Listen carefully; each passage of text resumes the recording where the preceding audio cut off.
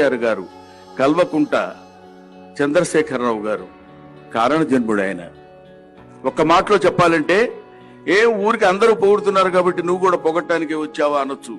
పొగడ్త వేరు, ఉన్న విషయం చెప్పడం వేరు.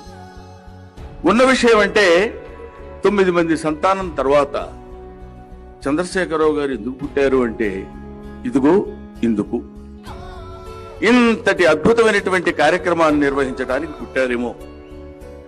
ఒక తెలంగాణ జాతిపిత అనిపించుకునేటువంటి స్థితి ఆయనకి కల్పించారంటే, ఎందుకు ఆయన ఈ లోకాల్లో ప్రవేశించాడు అంటే, తెలంగాణ ప్రజలందరి ముద్దు బిడ్డ అనిపించుకోవడం కోసమే ఆయన ఈ ఈ తెలంగాణ రాష్ట్ర ముఖ్యమంత్రి అయ్యారా అన్న భావన మనకు కలుగుతుంది.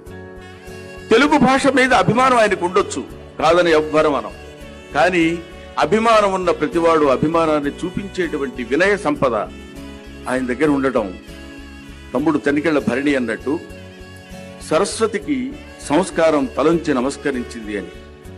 అప్పుడో తెలుగు మాస్టారు తెలుగు పాఠాలు 2 చెప్తే ఆయన్ని గుర్తుపెట్టుకుని ప్రపంచ తెలుగు మహాసభల సందర్భంగా ఆయన్ని కుర్చీలో కూర్చోబెట్టి శిరస్సు వంచి మోకాళ్ల మీద వంచి ఆయన పాదాలకి మనస్ఫూర్తిగా హృదయపూర్వకంగా నమస్కరించినటువంటి సంస్కారవంతుడు కేసీఆర్ గారు.